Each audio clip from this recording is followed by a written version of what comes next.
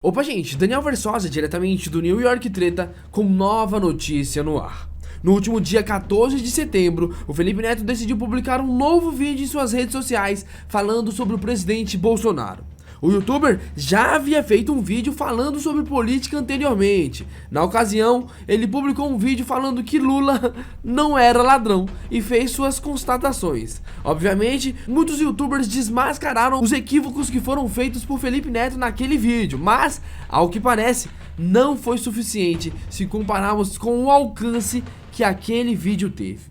Atualmente, o Instagram contabiliza mais de 10 milhões de visualizações naquele vídeo. Querendo ou não, as falácias que foram proferidas naquele vídeo atingiu milhões de pessoas que hoje juram de pé junto que Lula não passa de um coitado que foi condenado injustamente e que nunca roubou R$1 do povo brasileiro. Nós publicamos um vídeo falando sobre o caso. Para quem se interessar, basta clicar no ícone aqui em cima. Mas vamos ao foco da notícia de hoje. Dessa vez, o youtuber decidiu alfinetar o presidente Jair Bolsonaro após demonstração de arrependimento com falas feitas durante aquele período de 2020 e 2021. Daquele negocinho que vocês sabem muito bem. Não sou coveiro, virar jacaré e aquele blá blá blá que vocês conhecem. Para ser mais específico, o presidente, atualmente ali, agora há pouco, na segunda-feira, afirmou que deu uma aloprada e perdeu a linha ao dizer que não era coveiro. Além disso, afirmou que não faria de novo e que seu comportamento mudou do último ano pra cá. Dito isso, vamos ver o que foi falado pelo Felipe Neto, em vídeo onde o youtuber alega que descobriu o esquema que Bolsonaro está utilizando para tentar ganhar as eleições. Vale lembrar que o vídeo do youtuber já conta com mais de 5,3 milhões de visualizações, algo extremamente relevante. Isso apenas no Instagram. No Twitter teve mais 1,1 milhão. No YouTube, aí foi meio murcho. Obteve aproximadamente 15 mil visualizações. Mas, querendo ou não, o Felipe Neto está sim sendo um cabo eleitoral gigantesco para o candidato Luiz Inácio Lula da Silva. Eu não entendo tanto de política, obviamente, quanto um especialista, estudioso, né, e analista político, mas eu entendo de marketing. E aí, desculpa, eu acho que eu entendo consideravelmente. E não só da parte prática, da parte teórica, de todos os aspectos relacionados ao estudo do marketing, da publicidade também. É um assunto que eu acredito dominar. E uma coisa que o Bolsonaro decidiu adotar nessa reta final de campanha, e é muito importante que vocês saibam disso, até para vocês não serem enganados, ele decidiu, como última tentativa, adotar um pseudo-vitimismo, fingir que se arrepende, fingir que é um ser humano. Mostrado quão expert ele é quando o assunto é marketing, Felipe Neto começou a falar a tão temida estratégia do presidente Bolsonaro. Então, desde ontem, ele começou a aparecer nas entrevistas com um olhar triste, com um olhar injustiçado, falou que realmente exagerou nas falas durante a pandemia, decidiu que vai no velório da rainha. Após fazer isso, foi a vez do gênio do marketing revelar o motivo pelo qual o presidente decidiu fazer esses atos. Por que ele fez isso? Por que ele tá fazendo isso? Porque ele precisa dos votos dos indecisos. Ainda tem indeciso. E esses indecisos, eles vão nesse momento escolher quem desenvolver mais empatia pra eles. Então a equipe do Bolsonaro mostrou pra ele: Bolsonaro, ou você, nessa reta final pelo menos, finge que é um ser humano, que tem sentimentos, que sabe que exagerou, que vai no velório da rainha, ou você já perdeu. Imaginem a equipe do Bolsonaro chegando nele e falando: cara, fudeu de vez, ó, o grande dia tá chegando, a última cartada que você tem é fingir que é um ser humano, demonstra empatia, tenta aí ver pra ganhar o voto dos indecisos. A questão aqui é a seguinte: a equipe dele realmente pode ter falado algo nesse sentido? Pode sim, mas qual é o problema? Em 2018, apareceu uma foto do Haddad e sua vice, na época, Manuela Dávila, numa igreja. E depois disso, coincidência ou não, nunca mais pisaram em uma. Claramente, aquilo foi um ato político para tentarem ganhar votos de cristãos. Afinal de contas, naquela época foi constatado que cristãos estavam mais, querendo votar no Bolsonaro do que votar no PT, e muito por conta daquelas fake news que eram espalhadas na época, mas que, vale deixar claro, fake news eram espalhadas pelos dois lados. Enfim, vamos continuar. E ele aceitou, o que ninguém esperava. Tudo bem, se alguma mulher aparecer, alguma jornalista mulher aparecer e colocar um microfone na frente dele, eu tenho certeza que ele não vai conseguir se controlar e vai perder as estribeiras de novo, porque o Bolsonaro odeia mulher. Por que o Bolsonaro odeia mulher, mano? É de uma vergonha gigantesca. Puta, mano... Dá até pra entender as críticas que foram feitas ao presidente quando ele respondeu daquela maneira grotesca a pergunta da jornalista Amanda Klein da Jovem Pan. Mas a resposta que o presidente deu para Vera Magalhães foi mais do que merecida. A partir do momento em que uma jornalista toma partido em um debate, ela merece sim uma resposta daquela, ou talvez uma pior. O Bolsonaro com certeza foi bonzinho ali e ainda pegou leve. Mas... vamos seguindo. Mas se isso não acontecer, ele vai continuar até o fim, mantendo a partir de hoje essa carinha de Falou que se perder as eleições vai passar a faixa sim, e vai até parar, mesmo se distanciar da política, né? Porque na minha idade, disse ele, já na minha idade... Vá pro inferno, Bolsonaro, tu tem 66 anos, rapá. Tu tá de sacanagem? O Lula tá aí com 76 anos disputando eleição, tu vai querer botar a pachorra que tu vai se afastar da política? Isso é tudo pra quê? Imagem de coitado. Criar empatia. Que foi o que aconteceu em 2018 quando ele tomou a facada. No momento em que ele toma a facada em 2018, cria-se uma imagem empática ao redor do Bolsonaro. Oh, meu Deus, tentaram matá-lo. Oh, meu Deus, coitado. Realmente não tem como ele ir nos debates, ele passou por cirurgia. E assim ele venceu as eleições com a empatia, tornando os indecisos em votos pró-Bolsonaro. Não podemos negar que Bolsonaro ganhou votos, sim, por ter tomado uma facada. Mas eu tenho certeza que ele preferiria não ter tomado aquela facada e, em troca, perder os votos que ganhou como consequência daquele ato. Aliás, digo mais, ao ver um político tomando uma facada, muita gente deve pensar, pera lá um pouquinho. Se estão tentando matar esse cara aí, ele deve ser bom. Vou votar nele. Com certeza, esse também pode ter sido um dos motivos para ele ter ganhado muitos votos naquela ocasião.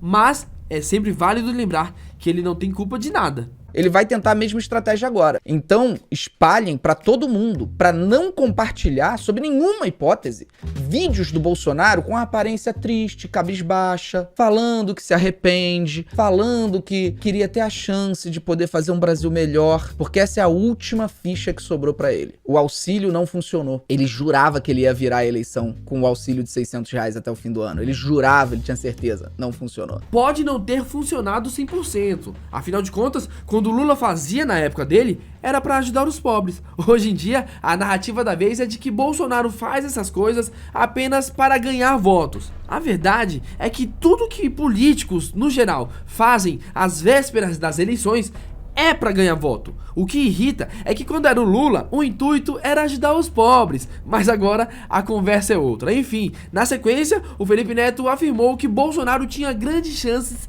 de ser derrotado no primeiro turno. Mas de onde ele tirou essa conclusão?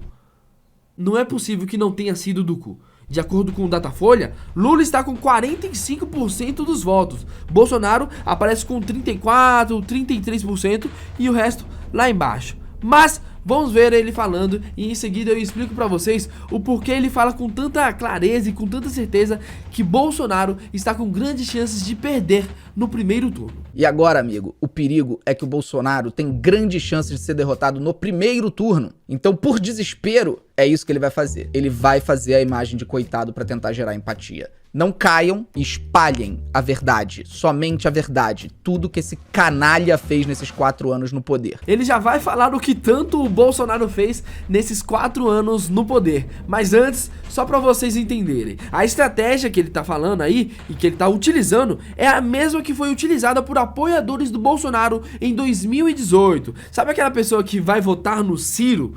Provavelmente ela odeia o Bolsonaro. E se ela souber que o Lula tem grandes chances de vencer no primeiro turno, será que essa pessoa vai arriscar votando no Ciro para apenas votar no Lula em um eventual segundo turno, fazendo com que as chances do Bolsonaro vencer nesse segundo turno aumentem? Será que ao saber dessas informações ela continuará pensando em votar no Ciro? É óbvio que não. É essa a estratégia, converter pessoas que odeiam o Bolsonaro e que estão pensando em votar em algum outro candidato no primeiro turno, fazendo assim elas mudarem de ideia e votarem no Lula ainda no primeiro turno. Então vocês entenderam a estratégia, né? Vamos falar que o Lula tá quase ganhando, que falta pouquinho voto pra ele já decidir já nesse primeiro turno.